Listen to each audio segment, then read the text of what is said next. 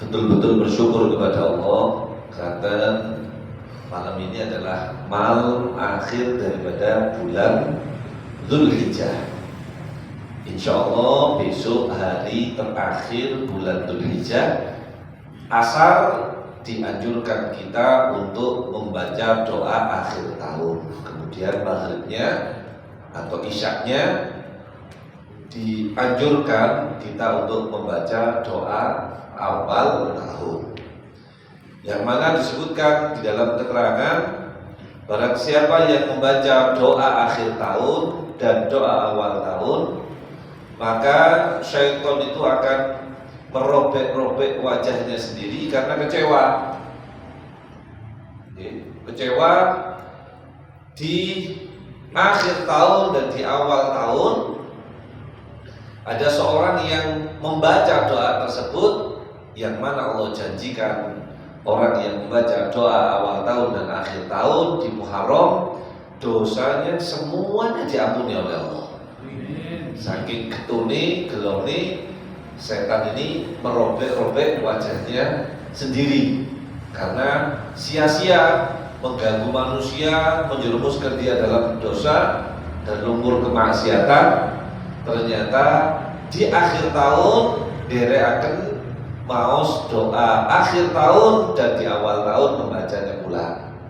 Mugi-mugi izin pengelolaan panjenengan diberi sehat, diberi kesempatan untuk bisa membaca doa awal tahun akhir tahun.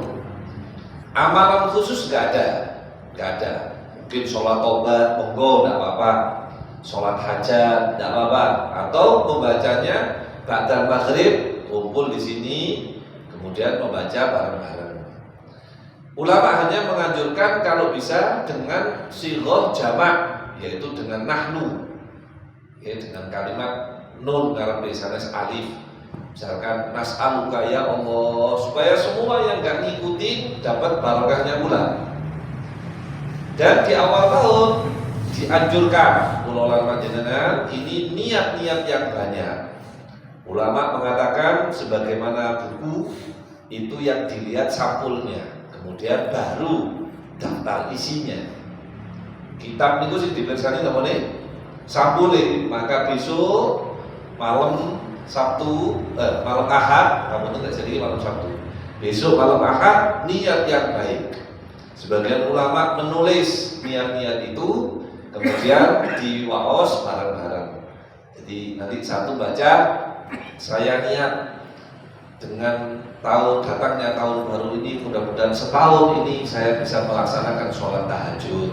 Wis niat balik, ya Allah saya niat mudah-mudahan tahun ini saya bisa menghantamkan Qur'annya tiap bulan.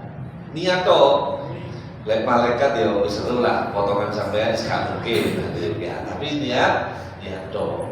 Niat sodako, niat ini, niat itu dan sebagainya. Dan Sultan Agung ya Mataram itu menjadikan tanggal 1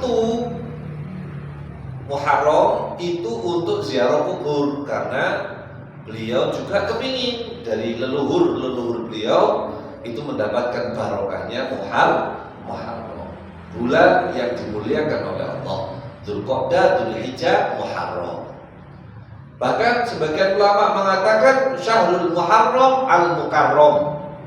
Bulan Muharram ini adalah bulan yang dimuliakan oleh Allah Subhanahu wa taala. Adapun sunnah yang lain adalah dianjurkan kita berpuasa, walaupun belum ngomong dong, ngomong poso ini sih pikir. Berpuasa di akhir tahun dan di awal tahun.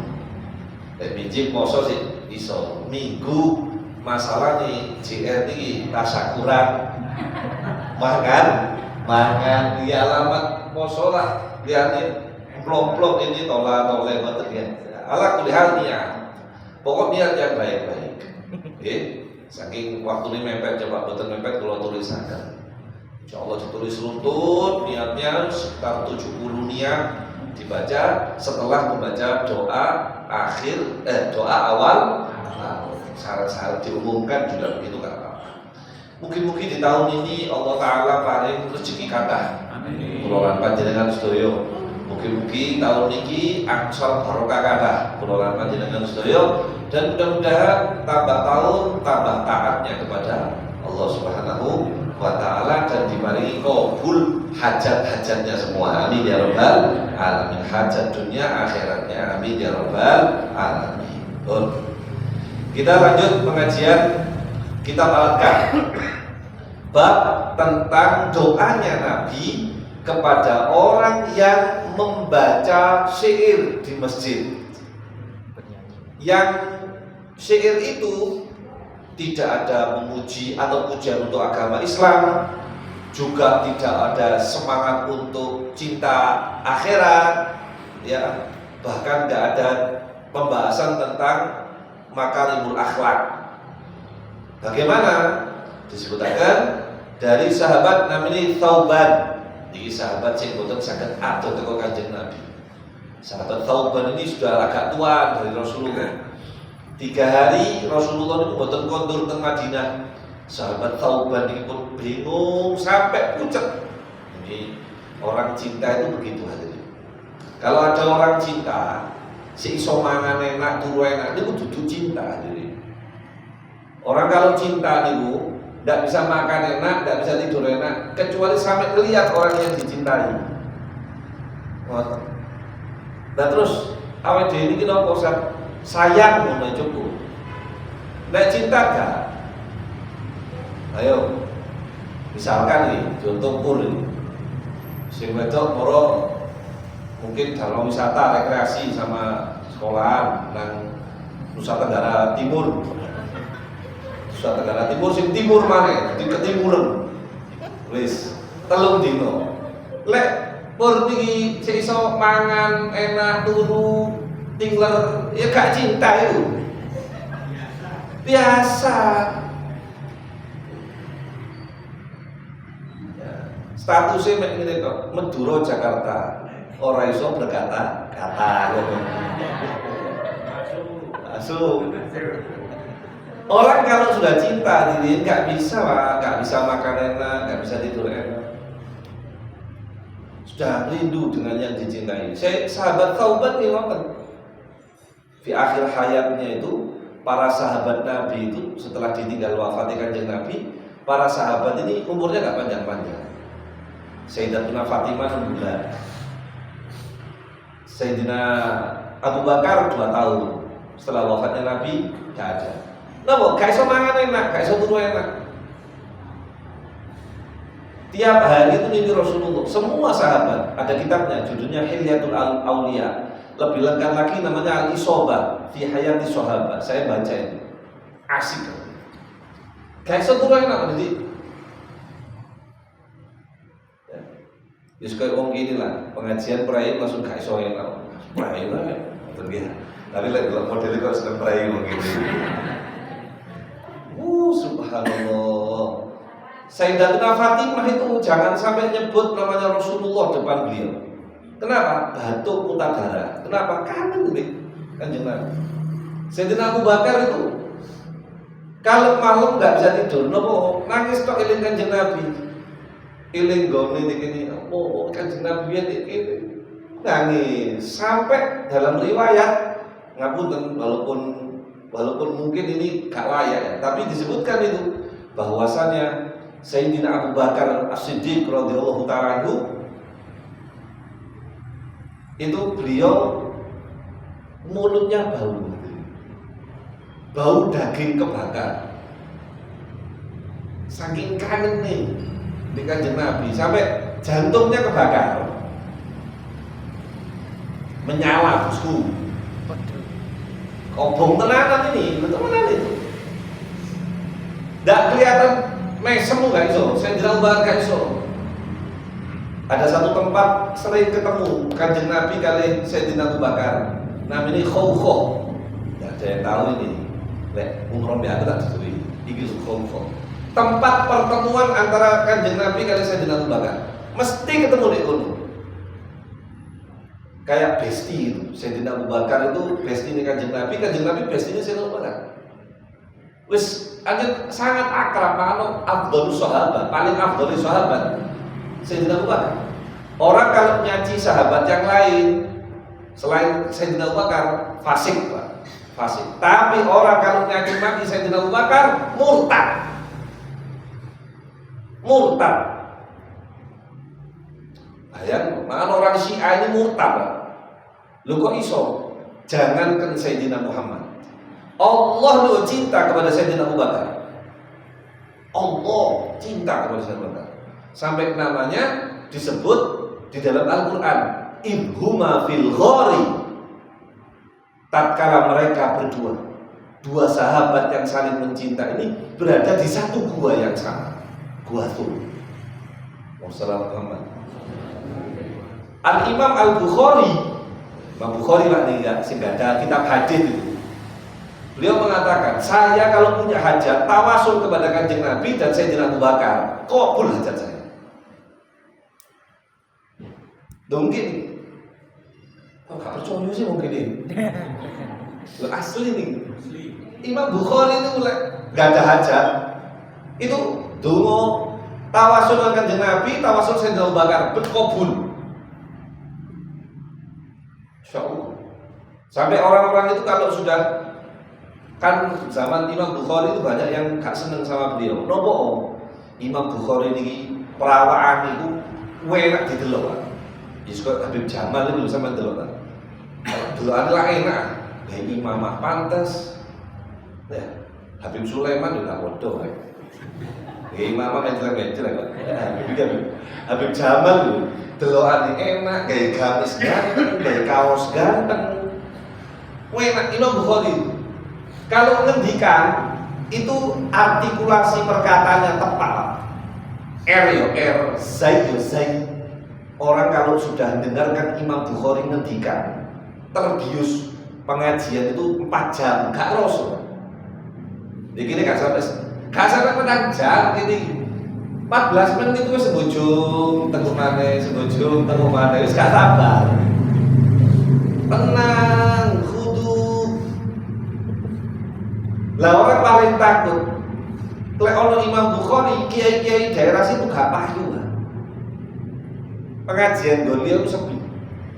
Ono Imam Bukhari teko kabeh lho, makanya Imam Bukhari itu diusir. Sing ngusir bukan umat, sing ngusir kiai-kiai situ lah, hasud. Bahkan di antara ini yang nyebut guru saya Habib Umar, di antara yang hasud kepada Imam Bukhari adalah guru beliau sendiri. Kalah payu lah. Halo, assalamualaikum. Waalaikumsalam. Sumpah kayak turun begitu.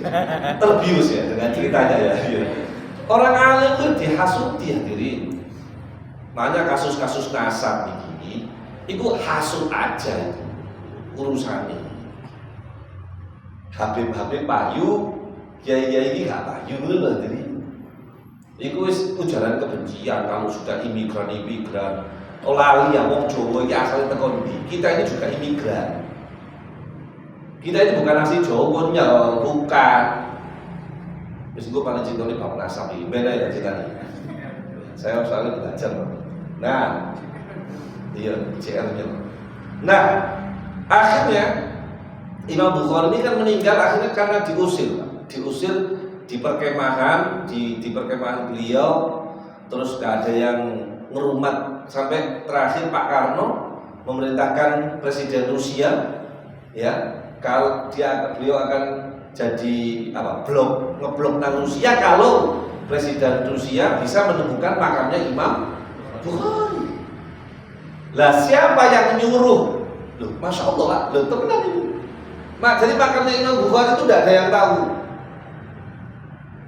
Yuskoyo Ustaz Munir ini loh, wong alim.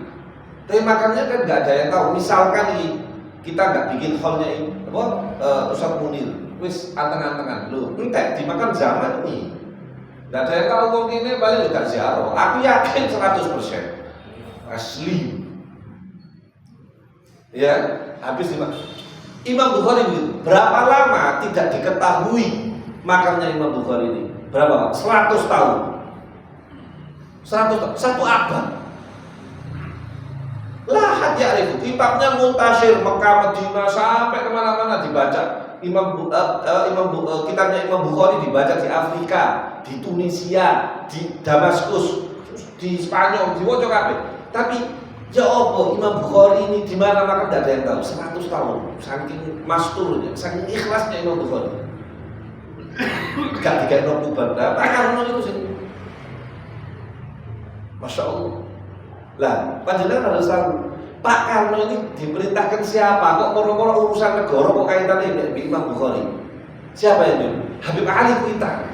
Habib Ali harus Ali bin Abdurrahman. Gurunya, guru spiritualnya Pak Karno. Makanya kemarin saya ketemu satu orang, beliau ini pernah satu zaman sama Pak Karno. Pejuang Malang. Cerita sama saya, Gus, aku mau wegel ngomongin bahas nasab. Iku coba Pak Karno tangi dibedil nggak sih ngomongin. Lo kaget. Lo nopo Pak? Nopo Pak? Lo Pak Karno ku cowok tenang habaib. Ngono. Gak iso habaib di dialog, gak iso Pak Karno gak terimoan. Habaib diganggu. Sumpah itu lek tangi belum ngomong tapi teng kafane Pak Karno belum dili ya ngono. Masya Allah. Nah, nanti kok sampai ngomong bahasa apa? Hah? Sahabat itu cintanya itu sampai seperti itu, nggak bisa diam tidur. Dari turu enak, gak iso mangan enak, gak iso. Nah, sahabat yang menyampaikan hadis ini yaitu sahabat Thauban. Ini salah satu contoh dari sahabat yang lain yang sangat cinta Rasulullah. Beliau mengatakan, kekasihku Rasulullah Shallallahu Alaihi Wasallam pernah mengatakan kepadaku, man ra'aitumu, barang siapa di antara kalian yang melihat seseorang melantunkan syair-syair. Syair-syair ini zaman itu muji-muji penguasa, muji perempuan. Kalau perempuan muji laki-laki, ngoten Pak zaman dia. Zaman dia sampai saya ini yang ngono, lagu-lagu Arab rata-rata koyo puji-pujian nang pemerintah, nang pasangan nih, ngoten. Terus sampean gak paham Pak, ini dah. Ya. Fil masjid, lalu dia membacakan syair atau lagu-lagu tadi di masjid. Faqulu lahu, maka perintahnya Nabi kepadaku untuk mengatakan kepada orang yang bernyanyi di masjid, faddallahu fa', semoga Allah merobek-robek mulutnya. Bahkan Nabi sampai mengatakan, ucapkan ini 3 kali. Faddallahu fa', semoga Allah menyobek mulutnya. Karena masjid bukan untuk nyanyi. Nah sekarang gak usah nyanyi di setelno, MP3, MP4, bahkan sebagian masjid digawe mantenan. Saya kok agak miris nih. Beberapa waktu yang lalu itu, hari Sabtu yang lalu, dalam ini diundang acara manten 2 di Saro itu. Manten dulu. Manten pertama ke Masjid Jamek. Karena manten zaman sekarang itu kan pakai EU. EU apa OE? Apa lek EU? Kalau OE? Oke. Sih. Loh, sing kula heran. Mantene gawe jilbab. Keluarga manten gawe jilbab.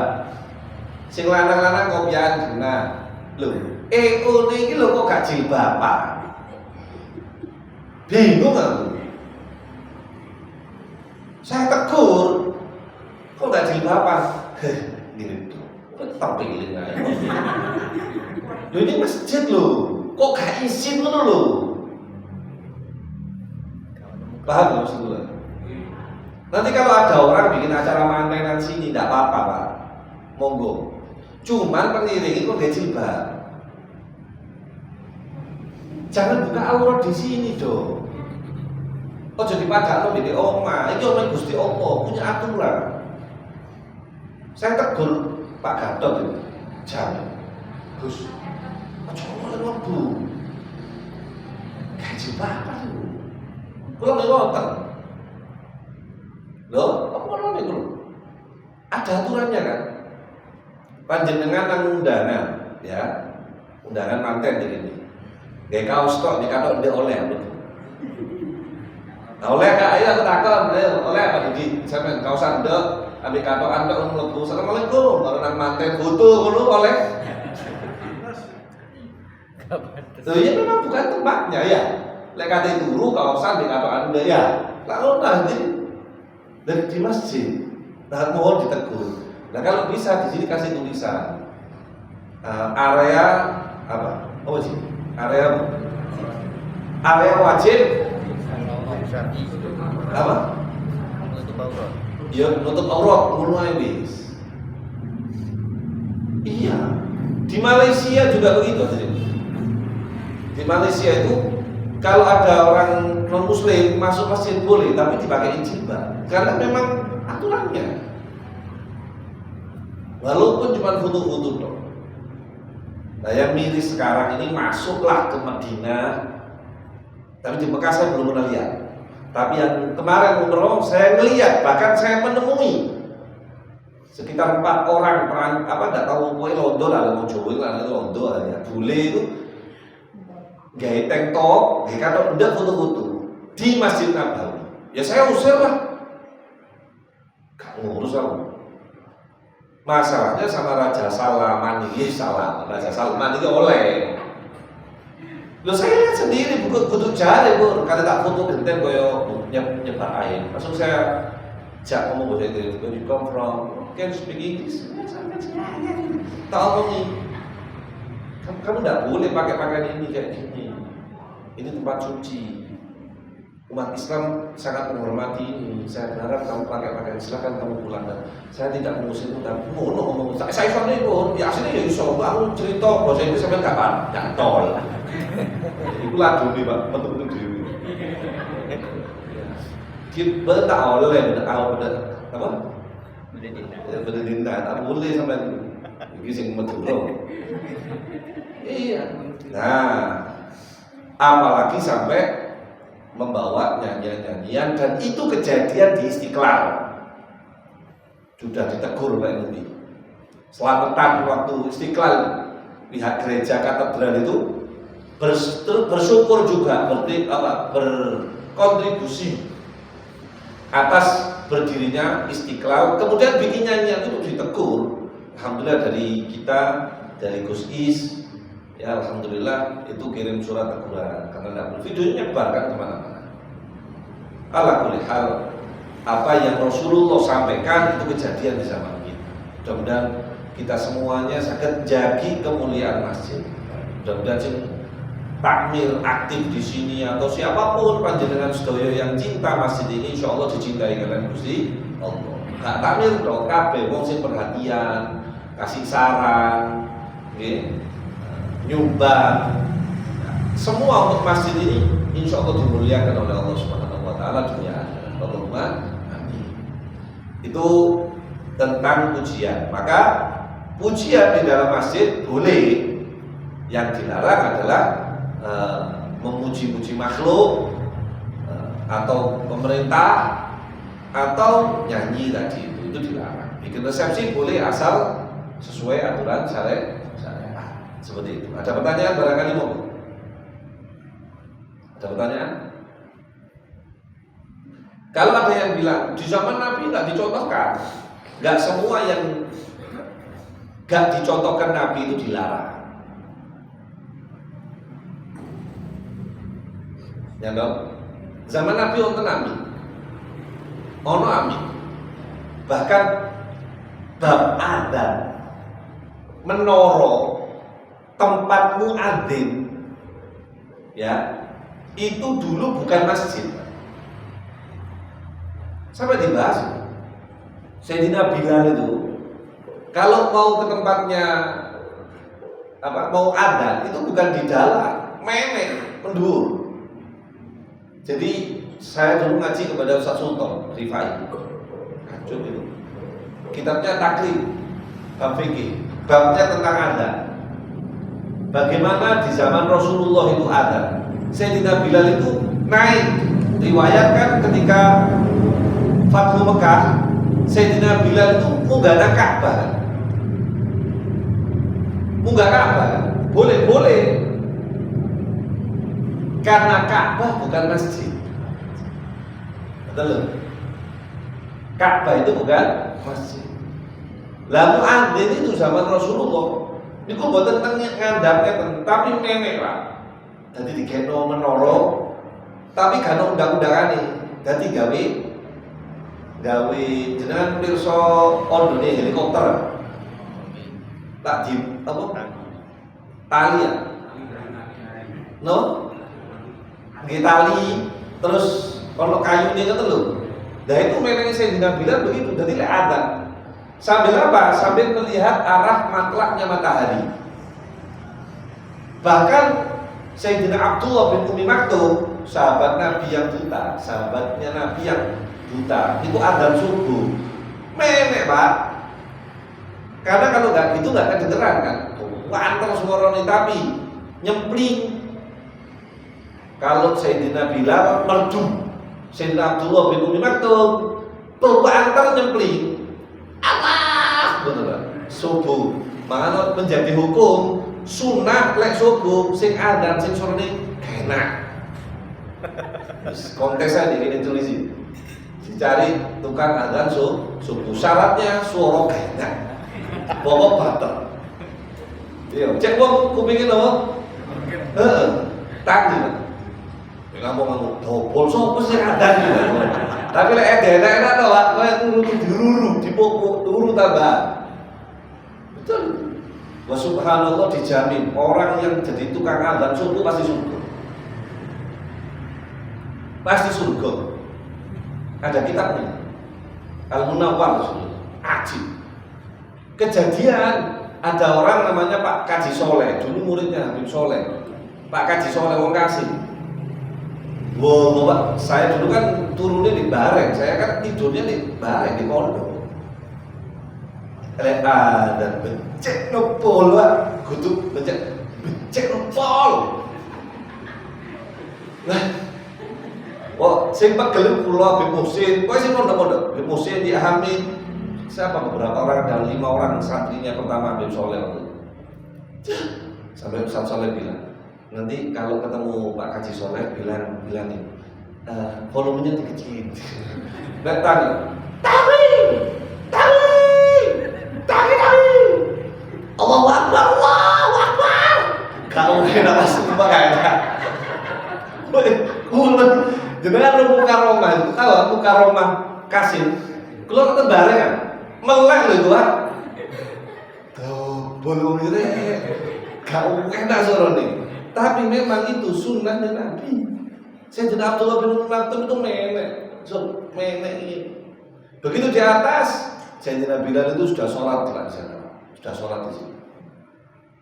Kalau dulu fajar kadib, itu Sayyidina Abdullah bin Umi Maktum dalam perasaannya mengatakan, subuh. Sayyidina Bilal bilang turun ya. Oh ya wis, bayar mana? Feeling mana? Subuh. Turun ya. Iya, bayar mana? Itu selama 5 tahun kayaknya. Dan Sayyidina Bilal dengan tenangnya turun ya, sabar. Ngono to, gak dilawan oleh ade. Yo sik ta, Pak. Lalu yo kok tak kandhani takon ya. Lalu iki gak, Pak. Yo sik turun ya, sholat lagi. Turun gak sholat lagi. Sampai ke Surabaya ditarik sarungnya. Ada ya. Oh, ada Pak Abdullah bin Umi Maktum. Ya ibu, gak enak ngono nyempring apa ya bahasanya yang tepat apa ibu? Cempreng. Ayo Indonesia no cempreng nih. Apa Indonesia cempreng? Not good. Allah.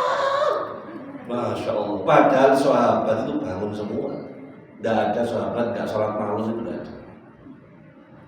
Karena makin ini sakit damelan nanti ini sih golek nulis. Sopo sih gak enak tuh. Di asen itu kondisi gak enak. Soalnya wis pasangan mau wis coba sih banter. Bengok bayi so pikir gak karuan tapi bangun subuh barokah ya alhamdulillah. Nah itu bab ada. Jadi apakah kemudian karena di zaman Nabi gak ada mic, sekarang haram mic. Ya enggak. Dulu di zaman Nabi gak ada lampu gini Pak.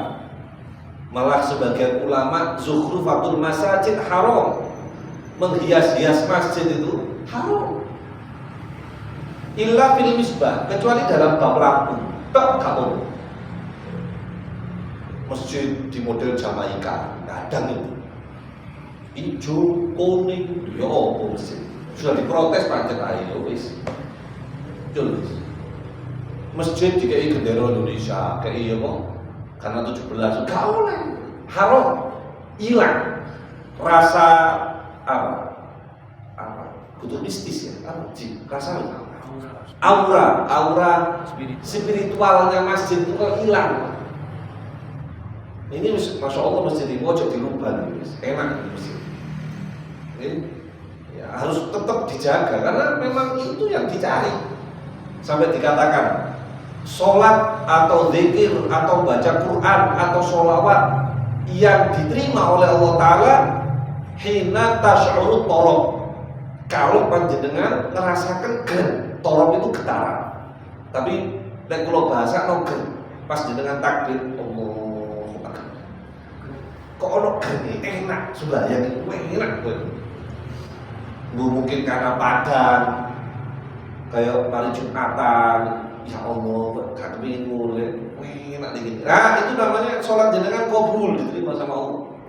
Tapi kalau makan atau tempatnya saja udah gak bikin keren, maka ibadah di dalamnya itu makruh hukumnya. Makanya kan di zaman Sayyidina Al-Imam Malik bin Dinar itu ndak ono ceramah gak banyak, gak ono. Isinya itu nangis toh. Orang diajak getar sama Allah Ta'ala. Zaman itu jangan perso sisa-sisanya salaf di Indonesia. Itu siapa? Jakarta Makmun Syukran Makmun, Romo Yai Syukran Makmun. Tahu jenengan gurunya siapa? Muridnya siapa? Ustadz Imam. Yai Syukran Makmun ini muridnya Ustadz Imam. Sebelum beliau itu jadi muridnya Ustadz Imam, beliau muridnya Mbah Said Ketapang. Mbah Said Ketapang nggak tahu buyu Pak.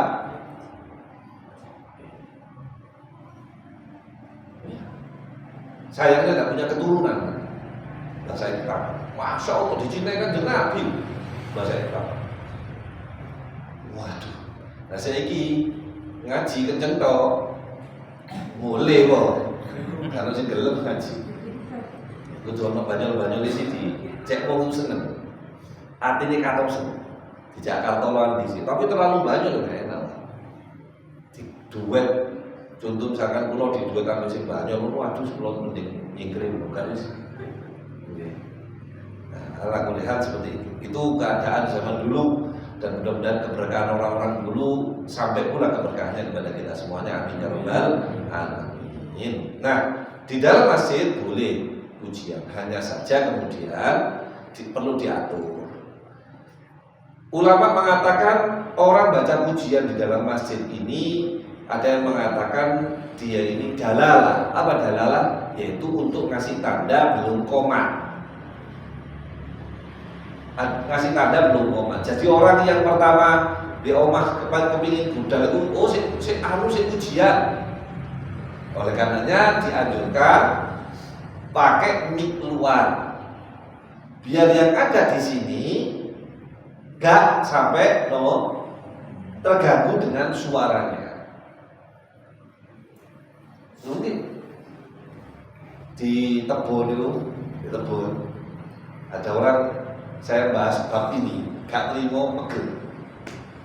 Mas, iku dulu tiba Wahabi ya Allah, untung belum niki wonge harus sing percaya. Ya Allah. Iya. Karena tidak enak, akhirnya saya sholat. Untuk cukup Mbak, lek kula nang sing kelintu. Aku gak ono pujian biko. Lho angsal, kau lek winginane kon ceramah. Mas, ngeten lho, sing boten angsal niku jenengan damel mik dalam. Kalau mik keluar monggo, orang ada tanda. Wis padha ae. Boten sami, tak lawan kali kula, boten sami, Mbak. Soalnya lek damel mik dalam sing salat qobliyah niku terganggu. Kula piyambak nyapunten suara jenengan pun bawater gawe mik tambah bawater ndek jero. Kula mau Fatihah gak tutup, Mbak. Ono.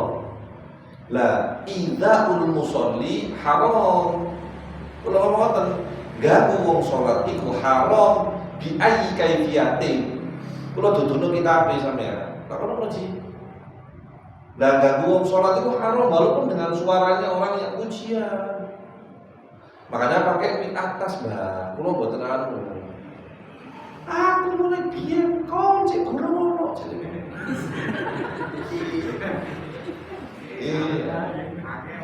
Nggih, kulo ngomong lho.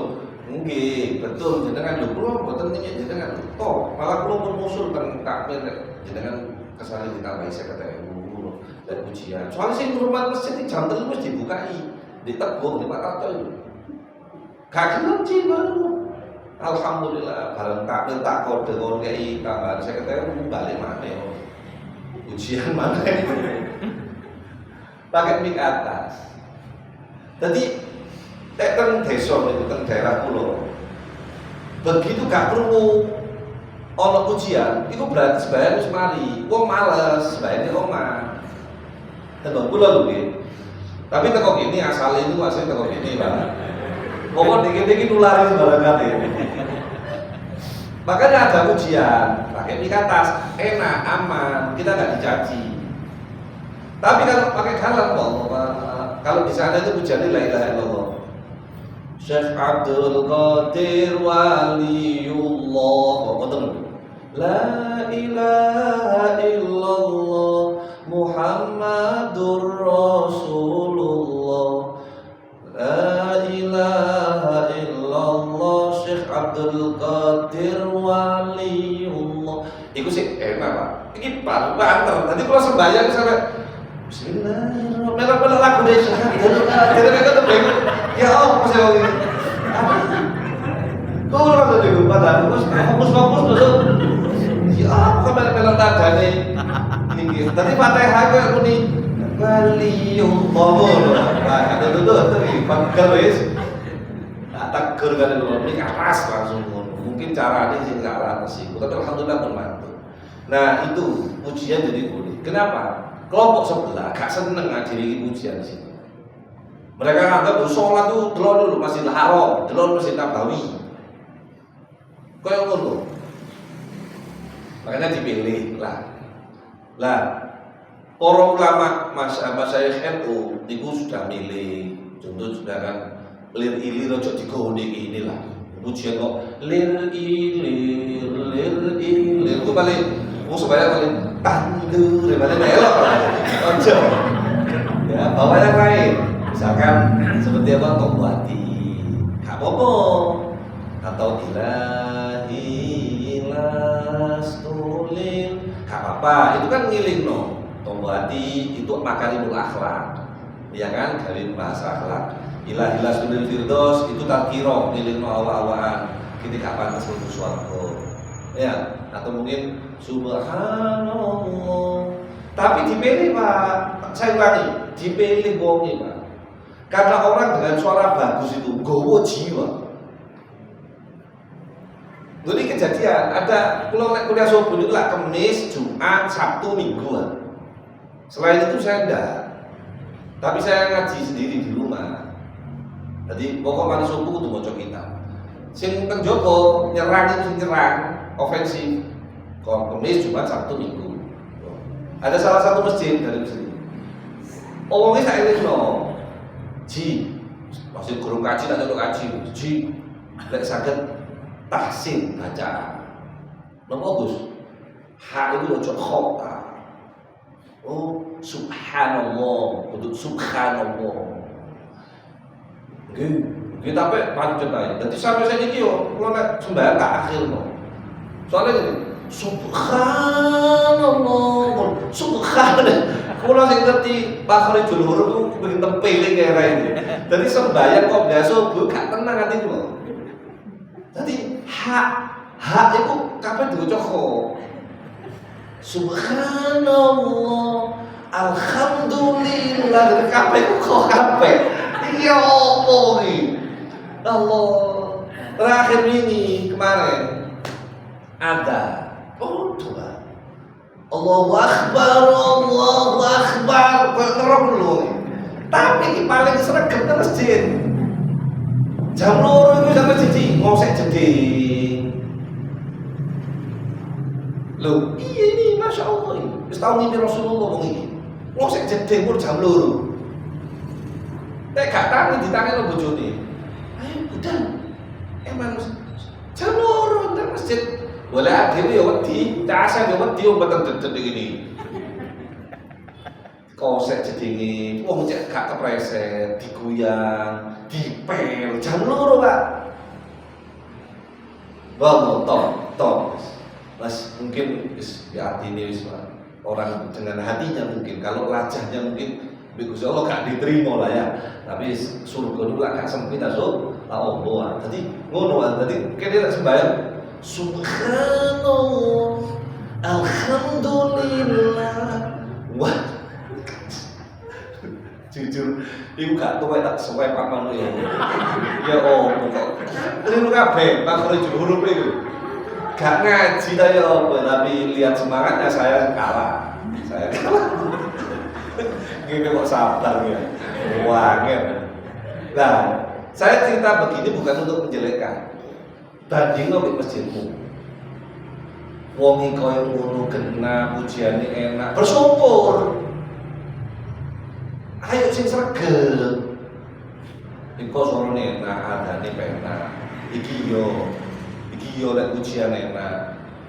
Gak sampai ngawur ngono lho, dulur. Lah sampe ngono, wis dienakno ngono, sik males saya sembahyang di omah tok ae. Wis didol separo aku masjid iki. Gregetan iki soalnya. Iya. Nah sampean dia satu saya sholat Pak subuh nang masjid. Karena dikatakan oleh Rasulullah, kalau ingin tahu orang munafik adalah lihat ketika sholat subuhnya dan sholat isyaknya jamaah enggak di masjid. Lek sholat dia orang munafik itu orang. Ini Rasulullah loh sih ngomong, kalau munafik kan enggak tahu masjid subuh. Kena lo kita ini, bisa cek semangat. Ya Allah, pun dikit, terus lagi so pecah, ndasku pecah saja. Insya Allah minggu depan kita bahas bab adzan, keutamaan adzan. Kenapa perempuan nggak boleh adzan? Nanti akan kita bahas hukumnya adzan ada berapa. Terus yang boleh adzan itu siapa? Syaratnya apa? Karena orang muadzin seperti Pulau Matur pasti surga. Termasuk Mbah Soleh itu beliau sedone pas dino Jumat di Masjid Mukarramah sujud setelah sholat Jumat. Orang semua paham. Dan tercium bau wangi dari tubuh beliau sampai di rumah duka itu tercium bau wangi 7 hari 7 malam. Betul Kanjeng Nabi dawuh, wong sing adzan niku pasti swarga. Oke, insyaallah akan kita bahas pada kajian yang akan datang. Ngapunten, minggu depan libur. Saya ada ijtima alumni Darul Mustafa di Probolinggo. Ngapunten sangat. Insyaallah karena insya Allah bahas tentang kedatangan guru mulia di rumah. Kak Rasul ini semua haram sudah mendekati beliau rawuh. Nah, apakah jadi datang atau tidak? Nah, beritanya itu masih dirapatkan besok. Habib Jamal terus ngomong kon kak udah lawas Pak Temping ini mesti ngomong nih jadi mengajar ngajar begini tadi penting aku udah dibagi tempelin guru loh.